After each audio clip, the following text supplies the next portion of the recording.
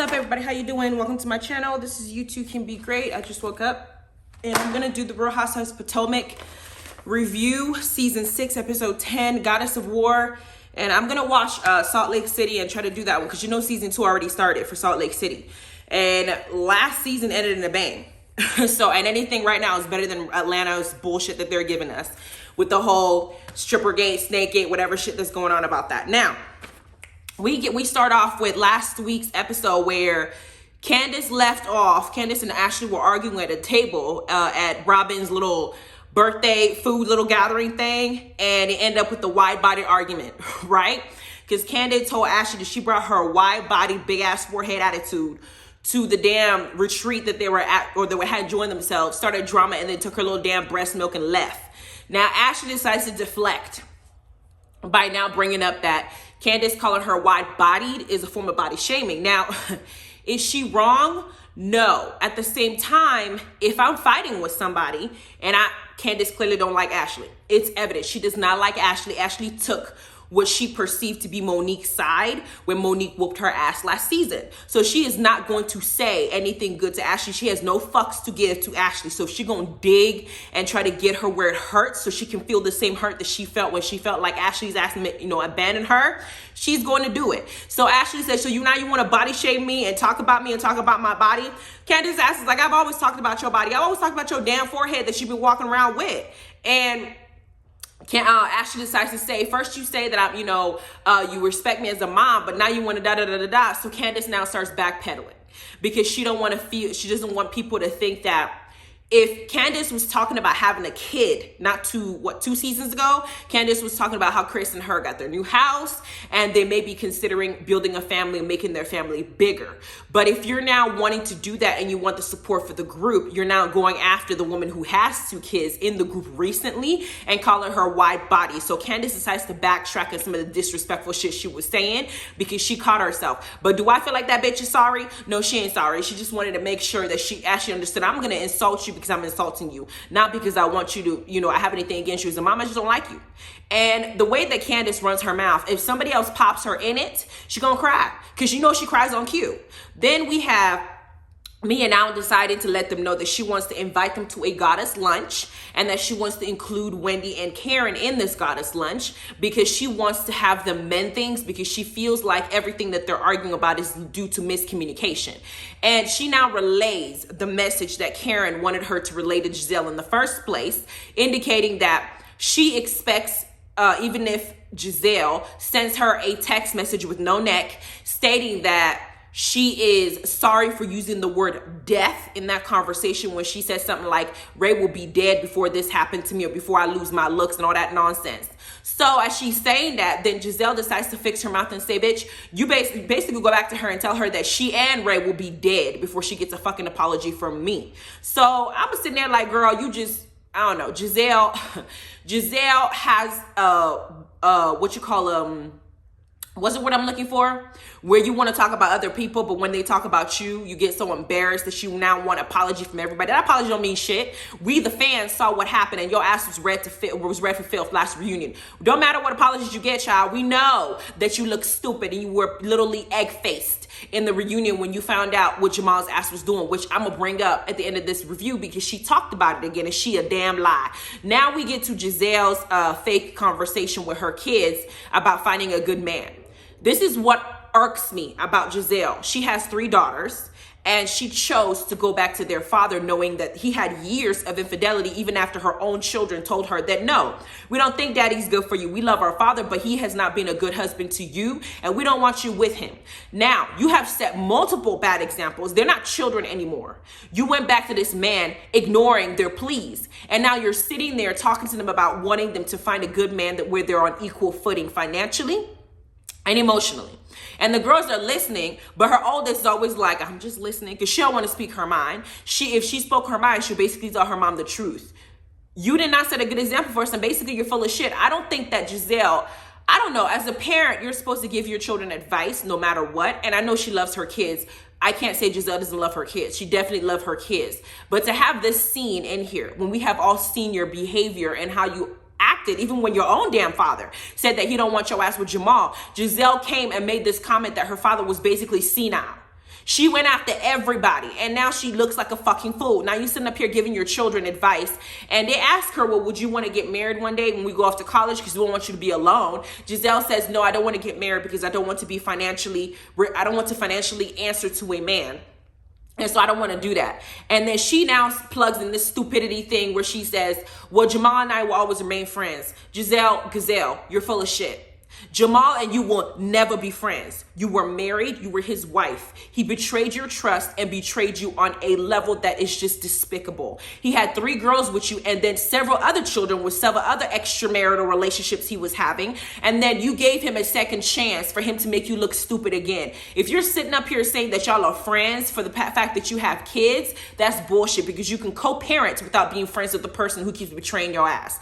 That whole friends thing is just me basically thinking that Gizelle is holding on to maybe Jamal, drying out maybe the next 10 or 15 years and then deciding to give it a chance because they always end up back together. Gizelle loves Jamal. That was her man. Y'all remember Ray J and Sierra Marie? No matter what Ray J did to her, she said that that's the one for her, that she was always going to go to. That's the love of her life. Regardless, she would tolerate all this shit that he did to her because she was just so in love with him.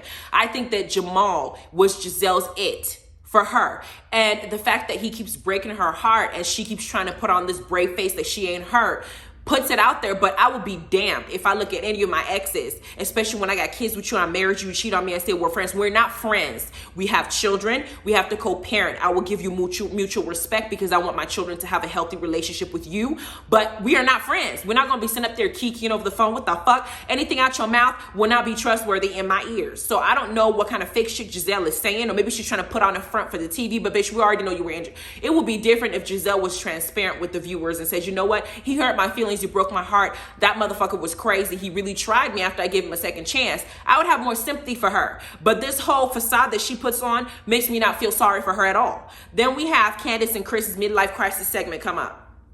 Because Chris is drinking in the daytime and he's just chugging it like his ass was on, at a club or some shit. And Candiace comes home after her practice for her little music thing that's coming up. And she asked him, are you drinking? He said, yes, I'm drinking. And the conversation goes directly to where Chris is feeling some type of way, because Chris is probably feeling low-key emasculated. He's feeling like what I'm doing is not important enough, because Candiace's life is taking off. Her career is taking off. Whatever she's doing is basically, this TV show is helping her boost herself. And he's feeling like maybe people are looking at him some type of way. So he's like, I can take people looking at me crazy, but I don't want my wife to now be undermining all the things that I'm doing because I have a job too. And he's feeling some type of way about it. But I also think there's a little bit of jealousy there. There is. And at the same time, Candiace is now crying on cue. She got tissues on layaway. Candiace has it like the pageant tears. She got that on lock. Okay, she has that completely mastered. She cries on cue. So she starts crying. And I'm thinking, girl, this is not a crying moment. Your husband is expressing something he feels is unfair in the relationship. Your job is to apologize and find a way to make it better. This tears thing, girl, bye. So they have that conversation. Then we get to the next scene that kind of touched my heart. We get to Wendy and Eddie's Black Lives conversation with the kids. Here's the thing about it. I already talked about it in some of my reviews. I'm knocked up. I'm pregnant with my husband. And I hope it's a boy. He and I want a boy first because we just feel like maybe a boy is a good thing right now. Maybe the next baby can be a girl. I don't know. But we want a boy. But we're Black. And that means that I will have to have, if I have a son, which y'all can go ahead and let me know below what you think I'm having. But because I'm supposed to find out tomorrow. If the baby turns around enough to take the pictures, I'm supposed to find out what the sex of my baby is. But my thing is, if I do have a son, as beautiful and Black as I am, that I'm going to have a conversation at some point with him about what you're supposed to do in the event that you get pulled over or you run into law enforcement in any way, shape, or form, because this system, regardless of how everybody sit up there with that whole delusional bullshit when they say, I hate people that sit up there and look at me in my face and tell me, I don't see color, I don't see anything. If you don't see color, you don't see me, because I'm a person of color, and everything that this system is designed to look at me and recognize my race. I walk into a room, people know I'm Black. I walk into a store, people know I'm Black. I walk into a restaurant, people know I'm Black, and it's evident because you see the looks on their faces as soon as you walk in. So if you tell me you don't see color, you're choosing to be blind to both the good and the bad of what's associated with people who look like me. So when I'm looking at my son, I'm gonna have to have a conversation with him like Eddie and Wendy are doing, about what to do in that event and how to basically try as much as you can to save yourself. I heard some crazy ass story where the people did comply and they were getting whooped by people that were supposed to protect them in the first place, and it's the saddest thing. Now, watching this scene and watching how young and how adorable Wendy's son is, and he actually fixed his mouth to say, what if I end up growing up to be like MLK and I'm the one who comes out and teaches people that it's okay to see both races and not see either one as a threat? And his father is like, we're so proud of you. And they're trying to explain to him, like, there are some good people out there, but there are some bad people out there, and there could be some bad people in a badge.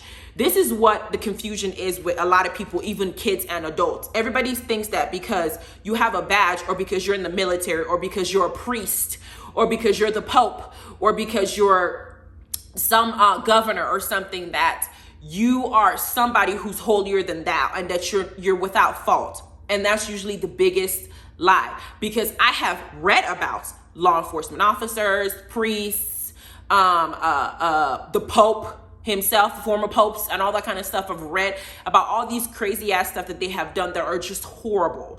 And even soldiers as well, wearing a badge, and yes, you took an oath, doesn't necessarily make you a good person. So I like to look at every individual as an individual. It doesn't matter to me if you're wearing a badge. Now, I would like to respect you for wearing a badge and doing things that you would go, that risk your life, because those careers, some of them are deadly. You understand what I'm saying? But I don't think I've ever been in a situation with a firefighter where I'm scared. There's a difference. And they also have an oath that they take to protect people and stuff like that. So for me, there's a double standard there. And to have to sit there and watch Wendy and Eddie actually have this conversation with their boy so young, it was the saddest thing to watch, but it was also inspiring, because I think they did a good job in how they explained it. I think that showing Wendy and Eddie in this light was very well done, and it was a good thing to put on the show. Now, we get to Karen and Ashley meeting up. Karen is talking to Ashley about how she wished Ashley would have came to the little vacation they did that Candiace planned a lot earlier, because she would have been there to perceive all the shit that Gizelle had put Wendy through regarding body shaming her. Okay, basically telling her that all the little surgery that she did to herself means that she didn't have no substance and that she's a whole other person. Now, they just talked about body shaming between Ashley and Candiace in the beginning when Candiace called Ashley wide body, but everybody's negating the fact that both Robyn and Gizelle, in a form of way, did body shame Wendy by telling her that basically everything she did to herself is basically a lack of self-esteem, because you must have done it because your husband was cheating, and that he was in the blog saying that he had a baby on the way, or he had a baby out there. And either that, or you're just trying to prove to everybody that you weren't cheated on, as if I did all this work on myself because I don't like myself, because I'm trying to change myself and my husband. That is the way that Gizelle and Robyn like to gaslight people, is baffling, because they don't see their flaws, but they want to point out everybody else's flaws. Karen ain't having it. So Karen's talking to Ashley, and Ashley does this whole, I wish that, that Karen and Gizelle would get along, because Gizelle does have feelings, and I know that Gizelle is still hurt by the whole Jamal incident. Yeah, she's still hurt by it, but Karen was not the one who brought that shit up. It was Monique, and her ass ain't on the show. So Gizelle going after Karen wanted a fucking apology because her kids were her. Bitch, go after the right person. You just want any damn body to apologize to you so you can seem vindicated. But you ain't vindicated. We still remember what happened with that binder. That was a classic Reed scene. I remember it like the back of my head. I will never forget Gizelle's look on her face, that egg she had, that pie face she had when somebody was reading her rights. Finally, we ain't never gonna forget, girl, no matter how many apologizes you get. So that scene passes, and we get to Robyn talking to her life coach. I'm gonna make this short and brief, because this whole life coach situation with Robyn, I think, is a storyline, but she chose to do it anyway, so I'm gonna go ahead and address it. Robyn is talking to the life coach, and Robyn then brings up the same thing she's been bringing up since season 1. We had a best friend, and that best friend was stealing our money, and we didn't know until last minute that all of our money was gone. And so because of that, I have trust issues. Robyn needs to understand that there are going to be circumstances in your life you find yourself in. You're going to make mistakes, learn from them, and move the fuck on. But the way she said it, as she was telling life coach Lex the reason why she doesn't have trust in people. But I remember, 2 episodes ago or so, when she was talking about Juan cheating on her, she said, well, Juan was cheating on me, and when he was cheating on me, I was young, I didn't care, I knew it was happening, but I basically ignored it. So let me get this straight. Your trust issue stems from a friend stealing money. It does not stem from a husband who you married, who's supposed to be there for you for better or worse, cheating on you. That logic is a little bit of it's a confusion for me. This is why I look at Robyn like I don't understand how your mind works. because I would think that would be the one that would cause more of a trust issue for you to be discussing with your life coach. I'm about to get married. I'm engaged to him. I don't want this to be a repeat situation. Instead, you talking about somebody who stole your money a long time ago and you ain't getting it back. That is what I wanted to touch on this scene. Let me know what you think about it. And then the life coach asked her, well, what about your wedding plans? And then she said no. So the life coach actually had to touch on something else that made sense, because that was the question I'm asking. Then we get to the last segment, which is the goddess lunch finally getting here that Mia was throwing. Everybody shows up and Mia decides to say, you know what, I want everybody to get along. So why don't we go around and think of one good thing and say about somebody. And Candiace actually gives Candiace a compliment. And Candiace says that she had to use a damn shovel and dig that shovel all the way down to a nub to dig out a compliment to give Ashley about her mothering skills. And Robyn decides to keep her head up Gizelle's asshole as usual, because she's not going to get along with Wendy until Gizelle fixes stuff with Wendy. So she gives her little fake weak compliment to Wendy. And Wendy decides to now touch on Robyn's behavior and whatever the case, that little lackluster comment she gave her. But then what got me is Gizelle's gaslighting technique that she tried to do on Wendy. She tried to make it seem like Wendy's behavior and reaction to her spreading lies about her husband was unfounded or something that wasn't legit or something that didn't need to happen that way. Why? Because you spoke about my husband and brought him up in an infidelity type situation, and you broadcasted that shit on national television where other people can talk about it. You think that my response is fake because Robyn had the sense to text me about it and then talk about it on the show. You had the mouth to speak about it, not just speak about it, but you went to the loudest mouth person in this group to try and embarrass me. Bitch, I don't owe you nothing. So then Gizelle says, well, I apologize for that, for not coming to you. Gizelle knew exactly what she was doing. She wants to keep this check going. So she used Wendy to do so. That's not a fucking friend, but I'm glad Wendy tagged her ass and got her all the way together. You're not about to sit up here and try to twist everything, make it seem like your ass is the damn victim, bitch. Shut up.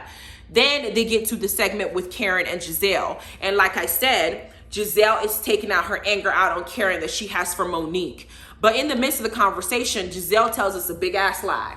She says that Jamal told her about the whole woman he was texting that Monique had brought up during the reunion, that she knew about it months before. That is complete bullshit. It's complete bullshit. Because y'all remember in the reunion, as Monique was reading that, Andy looked at Gizelle and said, did you know about this? Giselle said no.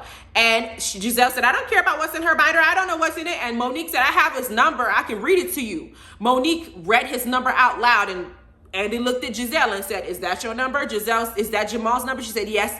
That's his number. She had her whole neck. She grew more necks, and she had her head pushed back like she needed to rest her head on something. She did not know all of that bullshit. And even if Jamal told her anything, it was a very light version of it. He didn't tell her that he was traveling out of the country, talking to her, trying to build a relationship with her, faking that Gizelle and her were just on him, were just fake relationship for storyline. Karen heard the same thing. Gizelle sitting up here not lying to our face, saying that she knew about it the whole time. That's bullshit, because if she knew about it, her and Jamal would still be together. And she keeps dropping little hints about how she feel. Last episode in the podcast, she said, I wish I knew that men were going to cheat 350%. If they cheated before, they're likely to do it again. It's 350%. That's the statistics I wish I knew 2 years ago. She did not know that Jamal was still doing those things to her. She trusted that little motherfucker. And now she's sitting up here looking stupid, but she wants to lie and fake and try to act like she didn't know. She already knew that his ass was cheating. Bitch, you lying. You are lying. But Karen decides to swallow the bullshit and said, you know what, if you feel like I hurt your kids, because Gizelle now threw her kids in it to get sympathy because she really wants this damn apology from Karen. So Karen says, well, hell, if you bring your kids to it, I'm going to give you that apology. But that's it. Karen, and then Gizelle says, okay, well, I'll give you an apology too, because I can apologize. Apologize to me, boo-boo. Gizelle is deflecting as she's trying to redeem herself from last season, but bitch, you're doing a bad job. I still don't believe you knew. I still believe you were cheated on. I still believe that you look stupid. I still believe that you had egg on your face. I still believe that you deserve all that read that Monique gave you because you were trying everybody for 5 seasons. Somebody finally got your ass together. So all that bullshit that you're spewing now, my kids were hurt about it. Your kids knew who their father was, and your kids told your ass not to date that man. So why you bringing your kids in this situation to act like they were so offended? Bitch, you lying. You're lying because you want Karen to feel sympathy for you and to apologize to you, and you feel like she wasn't going to do it unless you put your kids in the mix, you little manipulative bitch. I don't trust Gizelle at all. And I think Gizelle is full of crap, but she's good for the show, so keep your ass on there. So they end this, and Robyn basically said, is there a way that we could just hit the reset button? Yes, bitch, we can fake that we hit the reset button, but it's never gonna be reset because I see through this hoe. But Karen decides to take it, Mia decides to clap for it, and they end this episode and they show us what's gonna happen next episode, until we get to Candiace doing her performance and her mama now bringing some drama and talking shit about her husband. We'll get to that one when it gets there. But that was the episode that happened yesterday. Let me know what you think. I give this episode, it was decent. It had enough drama in it that was good for my soul. So I'm still gonna watch Potomac. Potomac still gives me more life than Real Housewives of Atlanta. I don't know what they did to that series, or that little franchise, but they need to go on and fix shit. Anyway, you guys go ahead and have a good day. I'm gonna do my Salt Lake City a little bit, and you guys look out for that one. I hope you're getting the notifications. If not, unsubscribe, subscribe, and your notifications should start coming in again. All right, bye.